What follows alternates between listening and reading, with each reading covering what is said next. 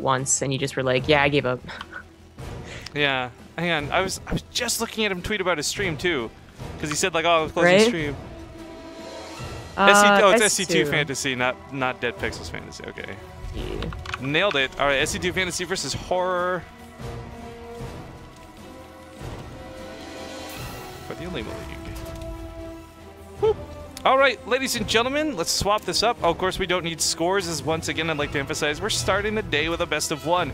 This is really cool because it actually means we've got so much sponsorship going on for the Olimoleague that I guess the prize pool has risen, that we've got more people wanting to play, more big players willing to play, and this is looking really better than ever for the Olimoleague. So before we even jump into it too far, quickly just remind you, check out the Patreon. You get cool rewards like replay packs and art and other awesome things. So patreon.com/Olimoleague. But in this first best of one today, to kick off our cast, it's going to be in the top left corner, the Red Terran player, Fantasy. In the bottom right, as the yellow Zerg, it's MVP's Horror. Confirmed on MVP. Good. Yeah. Sure would be embarrassing to be wrong about that. But Horror, we've actually seen come and go a little bit in the Olimoleagues. He's been not, like I say unreliable, but not in terms of play style, but in terms of just signing up to play.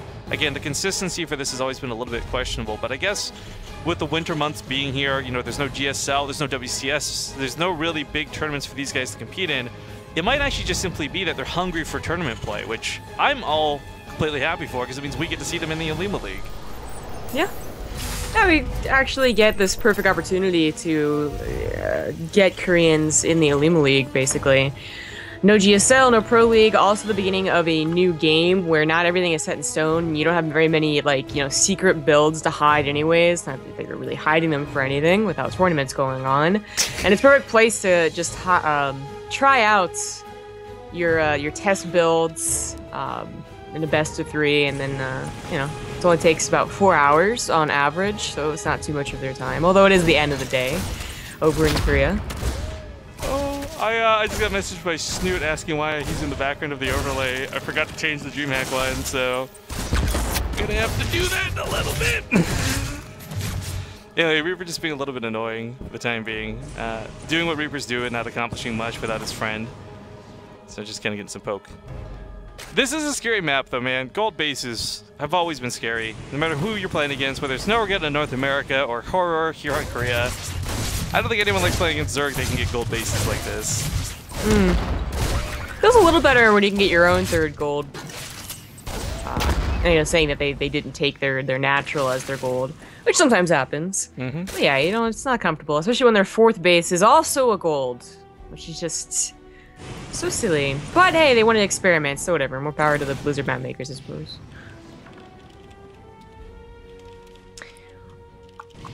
This is a best of 1, as with all round 1. Yeah, round 1. What is this? Round of 16, 32, 64. Yeah, round 64 looking good. That's a lot of lings though for Fantasy to see so quickly, and I misses. No. All right, as you say, it was close to getting that surround. The nice thing about the grenades is, like, okay, you might friendly fire yourself a little bit, but it prevents that full surround. You can escape some sticky situations. Hellions coming up next with 2 more following it. Just kind of waiting to see that Liberator train. Doesn't look like it's on its way out. Not yet, anyways. It is our 3rd CC here, and it's gonna be a Banshee. This is, I don't know, okay, I keep hitting the wrong Z button here, guys, so that's why you're seeing the camera work zoom in and dip out like this so much.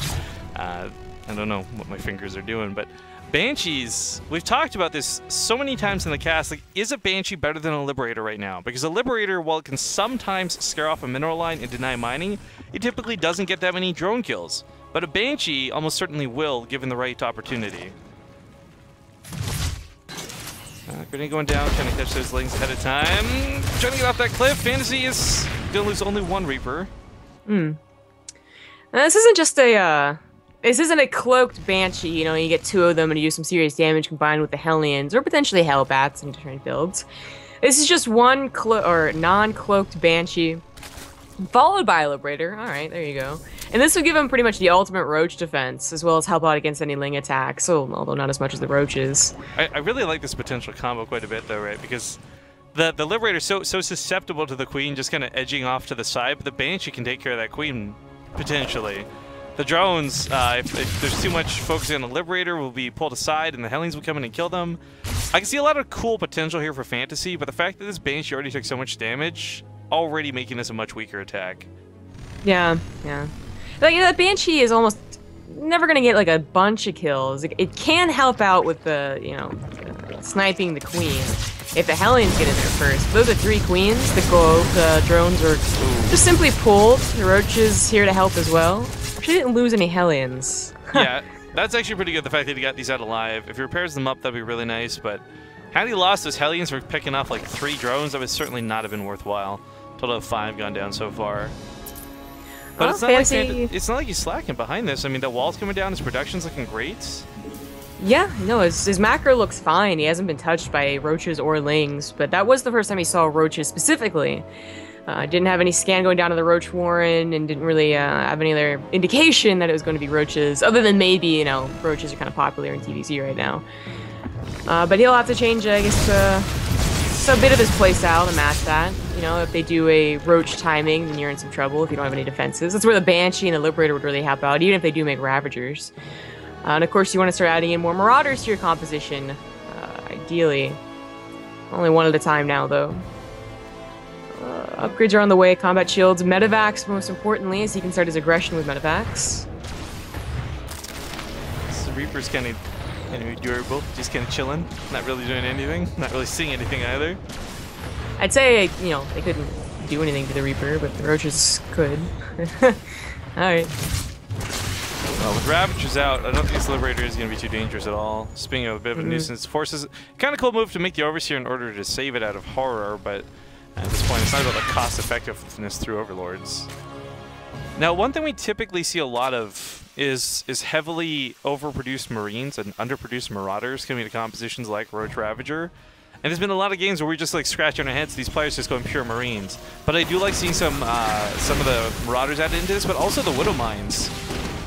Yeah, those Widow Mines can get their shots. They can certainly add a lot of damage. It's unfortunate that sometimes they do get sniped, especially with Ravagers on the field, such as right there. In fact, they were all clumped up, ready to take those Ravager shots. And Fantasy is going to be hit by this 1-1 timing. 1-1 not quite done for Horror, but it doesn't seem to really matter. Fantasy just doesn't have enough units, potentially, and the right side is not going so bad. Kind of what it feels like. This Queen's coming from the behind. He wasn't expecting that. The Widow Mines got picked off by the course of bile shots. Banshee just barely standing. She's done a lot of damage, but she hasn't gotten a lot of kills. The last little bit of bile gets picked up over here on the right side. We do have some Hellions rushing back, but this doorway is going to get breached fairly easily. I guess a lot of this army is so weak out of Horror, though.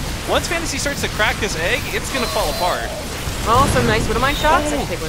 No. That was like almost on purpose. Overseer baits them with friendly fire on top of the Medivacs. Ah, yeah. That actually looks kind of cool. If Fantasy held, you know, without losing too many SCDs, and so far I think he could recover almost 40 right now. Yeah, I mean, he cleans up the Roaches. Then his production is finally going strong. He now has 5 Tech Labs, doing 5 Marauders at a time. And of course, those consistent Medivac productions, you know, most of them still have not gone down.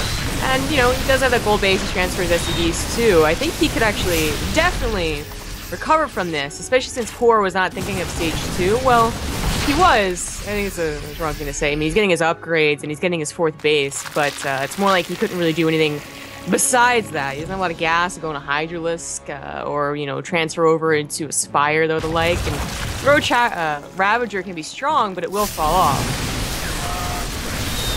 Starting to stutter into this.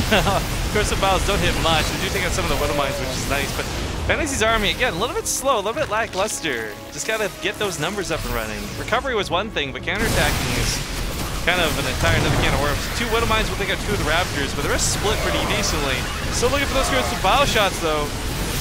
Horror getting really aggressive, and it's force him to retreat. Now this is good. You can kite through Curse of Biles, but unfortunately everything on cooldown, so Horror doesn't get any of those sweet shots off. 4th base finishes up as we speak as well, so it's not like he was slacking behind this either, but Fantasy going to start with his drops, and this is where Terran, who have no anti-air to oppose them, really starts shining through. Yeah. And honestly, Fantasy could have rallied to the middle of the map and probably done pretty well too. His composition is just getting better and better with all these Marauders being added in. I think it's a very limited number of Lings, but does decide to just try and start tearing Berserker apart. We'll have to take up here. Okay. Saves one medevac full. He's rallying down the middle with the rest of his army, but it's not quite at that size where you feel comfortable trying to snipe a base. The creep on the right side got out of hand pretty quickly, even though the Hellenes are over there. But that's a drop going into the 5th of Horde. Doesn't actually necessarily need it. It would have been nice to go unscouted. I don't think he's going to be able to snipe that 3rd base. The Roaches are running back, but that's when the 2nd drop comes in, or if not the 2nd drop, then the 3rd attack, or any combination of units, basically, through fantasy. Didn't start that +2 armor, but with +2 weapons, that's still pretty good. Of course, that medevac count being still pretty good, not exactly high. I'm a little bit worried about this composition, though. Perhaps a few too many Marauders. He's still going 5 strong behind this, and I don't have any problems with Marauders, but as we see, they're not doing so hot against the Lings, and Ravagers not being armored can actually take a shot or two. And they unfortunately are just not. I wish we'd see more Marines out of fantasy. He's still doing well, though. I'm not going to be criticized. 113 supplies looking fantastic. He's got 2 more Liberators coming up behind us in production. Yeah. It is a delicate balance. Like 5 Marauders at a time is like super expensive, and yeah, not a lot of production.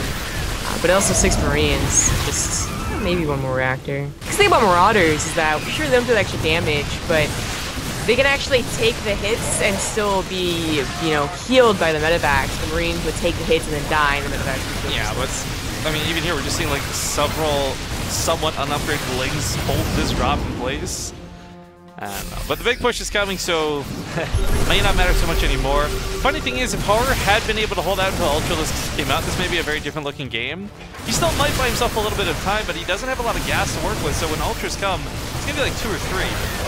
Yeah, and not with plating.